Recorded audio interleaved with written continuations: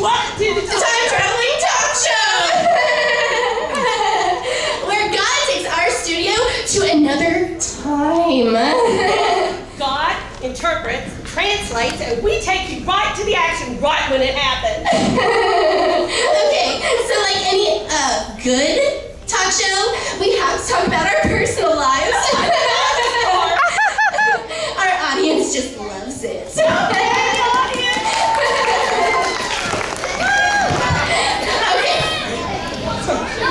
Okay, so first things first, Tina, I just have to say, I love your bling. It's fabulous! Oh, is it new? Oh, of course it is. You can never have too much. You know, it would go really, really great with that. Tina, you have got to try these homemade marshmallows that I made at home. Yeah, They look so good. they're delish. And they're a family secret recipe. Marshmallow souffle. This recipe has been in the family for 2 generations. Really good. Real great. They're so good. I'll tell you one thing. It all starts with putting butter in the pan.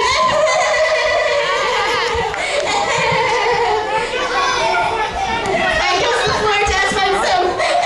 Hey guys, hey y'all, sit back. Sit back. You know what, Back. Tina? I think it's time to say hello to the Time Traveling Talkshow's favorite mascot, the star pet, Mr. Snuzzles.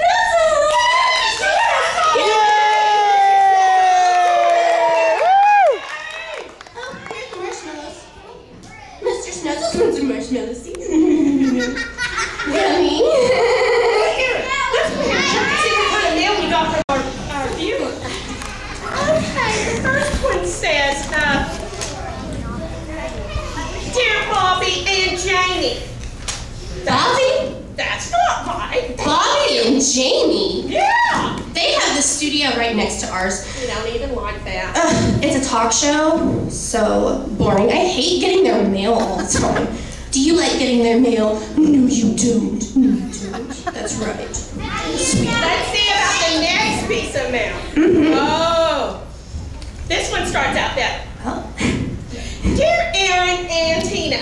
Hey, do we have a star for this one? You think that's a good. It's starting out just right. I bet it is, because we're awesome. Dear Erin and Tina, I love your show, but it seems instead of talking with your guests, you spend most of your time gossiping. Oh, why can't you be more like Bobby and Jamie? Sincerely disgusted, Sarah. That was in the wrong place too. We don't gossip. We are not gossipers. We do not gossip. You got that right, girlfriend. But you know who does gossip? Who? Stacy Jennings. She's my next door neighbor, and trust me, that chick's got some issues. Talk about capital-ish, capital shoes. All right, read the next one. Read the next one, dear. Thank you. Better. Oh, you two are great. This one's starting out good. I like this one. Yeah, me too. Your show brings a new level of professionalism and maturity to the media. They know us pretty well. I know. You two are always dignified and insightful. And I'm telling everyone about your show. Now everyone knows all about Bobby and Janie. Bobby and Janie! This is crazy. That mail lady's gonna get it. Isn't that right, Mr. Snuzzles? Let's go ahead and introduce our next guest. Sounds good to me. Well, okay. Now I'd like to introduce to you God's appointed man, the priest, the prophet, and the judge, Samuel. So, we've heard there's some interesting news about who the next king will be. Do tell. Yeah, the next king, the Lord instructed me to anoint the next king who's going to lead the kingdom of Israel after King Saul. And if you don't know what anointed means, it's totally cool because I do. Ready? What does it mean? Well, hold on, I have to read it, Tina. Okay. Okay, it's like a special blessing or a setting apart kind of a... It's blessing. Thank you. All right, go on, Samuel. Why'd you stop? All right, I'm gonna tell you what I did. God instructed me to go to a man named Jesse who had all these sons. And then I went through all the sons, and none of them were right to be blessed. None were picked to be king. Then I tell Jesse, you got another son? He said, I got the youngest son. His name is David. And when I saw David, God said, that is the one, and anoint him. So I anointed him with oil I carry inside my horn. You anointed David with the oil of a horn? Yeah. I gotta have that accessory. Tina. Really? You know what to get me for Christmas? Christmas? What in the world's Christmas? It's something to look forward to after the exile. Okay, so anyways, how's the next king normally chosen in other places? Well, there's no normal, not in Israel. You see, King Saul's the first king of Israel. Before he was king, Israel had no king. We all had judges. In fact, that was the last judge, if you didn't know that. All his judges do was tell people to listen to the Lord and follow his laws. But the people wanted a king. They all complained. They all whined and said, Lord, we want a king just like all the other kingdoms. I got tired of hearing it and said, you want a king? You can have a king. So Saul was chosen to be the king, but that's not what God wanted. He wanted them to follow him and his laws. Did you understand? Yeah, so how are all the other kings chosen in the other nations and countries? Well, if a king dies, usually it goes to the oldest son, stays in the family. Oh, but you anointed David instead of Saul's son, is that right? Yeah, that's right.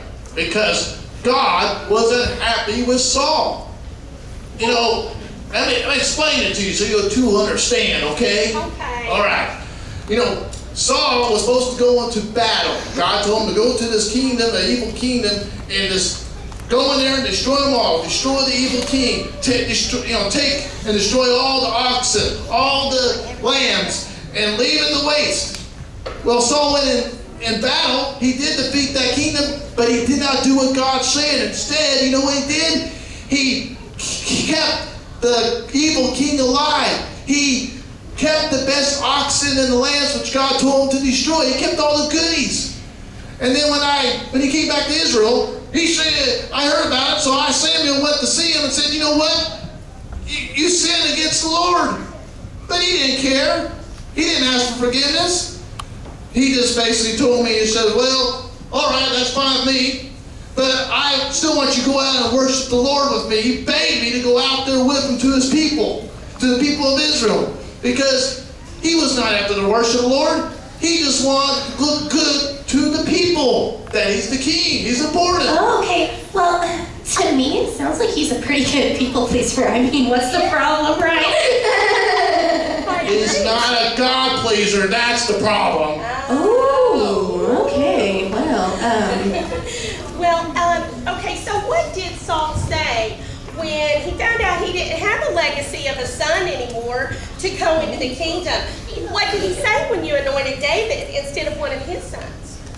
He doesn't know yet. Oh, no. He's not going to be a happy camper, I can tell you that. If I was the king or I was the queen and I was in charge and you anointed somebody other than one of my kids, I would be upset. You know what I mean? How upset, Tina? Like, on a scale of 1 to 10, 1 being like a cough at an inappropriate time, or 10 being like a, ugh, hangnail, ugh. Oh, dear. I don't know. I'd have to say about an 8.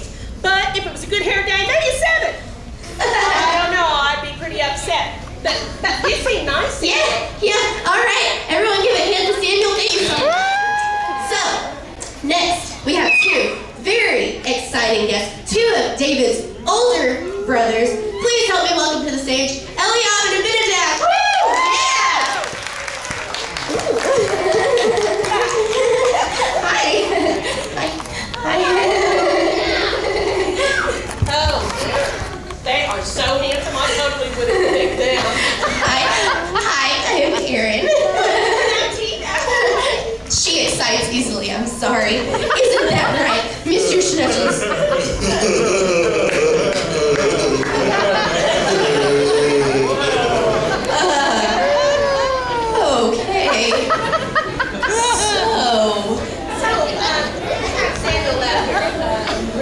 And he said that he had anointed David as king. He's one of your younger brothers. How does that make you feel? Well, doesn't seem right to me. I'm the oldest, it should have been me. Or at least me. People like me. Oh, so you're saying you're real people pleasers, right? You got that right. So you're not necessarily people pleasers. That's wonderful. That's great. Okay, so what was your immediate reaction? What did you say when you first heard about it? Because that's breaking news. Well, at first, we didn't do nothing about it, but then I was like, I got a little mad. I was mad. Oh, okay. And you? And then I said, oh. Well, so, I don't know about our audience, Tina, but... yeah, I don't know, but Erin, I am totally there. Yeah. Okay, well, thank you guys. Thank you very much. I really appreciate it. You can, You want us to leave now? only until next time.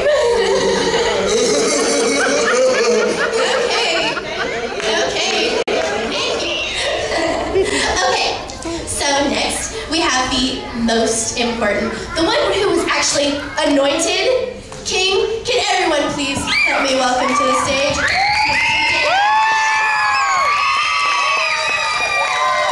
Nice to meet you. It's nice to meet you guys too. Oh, Mr. Snuggles, you fell on the ground. Oh, I'm so sorry. He's very special. So, David, Saul anointed, Samuel anointed you king. In spite of all your older brothers, why do you think he chose you? Oh, congratulations, finally. Well, thank you. But why is anyone chosen? I mean, why was someone from my family going to be chosen when I was anointed? You know, it wasn't all explained to me. I mean, I love God and I obey Him. Yeah. Well, what are some of the ways that you show that you love God? Oh, let me tell you. I sing to Him, I play music for Him, and I dance. I sing too! I bet it sounds good when you do it, though. Anyway, what is your job right now when you're not a king yet? I'm a shepherd and I watch over my flock. So, what are the things that you've done to protect your flock? Well, recently, there was a lion that came into my flock. Oh, a lion! Wow! I bet you got your flock out of there fast. Right on out of the way! You would have been running, Tina. Actually, that's not what I did. I killed that lion. Are you kidding me? No. Okay, well, anyway, so what did your friends say? Like your BFFs? What did your BFFs say about you? Do you know what a BFF is yet? Do they know what a BFF is? Are we there yet? Friends, what did your friends say about you being anointed and killing the lion? I don't really have like a best friend. I mean, I'm close with God and all, but not like a human best friend. But if I did have someone, I wanted to be a real God follower. Like when I killed a lion to keep my sheep from harm. I just knew that God would empower me to keep them from any danger. I would want that someone that no matter what kind of problem he was faced with, whether it was a lion or an army, no matter the size of the problem, not to worry about the size of the problem, or the problem necessarily at all, but instead to be brave and focus on God and God's strength and faithfulness. Now that person, I would be honored to know and call him my friend.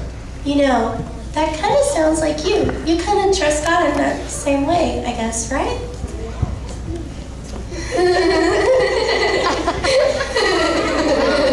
You're right. You know, I didn't do what I did to that lion to make friends. I did it to protect my flock. So I guess if you want your good friends to have good traits, you should work on having those same traits yourself. Well, I've actually got to get back to my duties, but thank you for having me on your show. Oh, well, thank you so much. Thank you for your time, everybody. Oh, no, Tina, I'm getting something from our producers. Shh. Hush. Girl, keep it quiet. It's the producers. I got them. Another guest. Kind of close, don't you think? How are we doing on time? It's from the same time period, though, right? Dude. Who is it? King Saul. Oh, no. We do not want to talk to King Saul. He's gonna be mad. I do not want to be the one to tell him girl, we gotta get out of here. Let's get out of here. Okay, all right.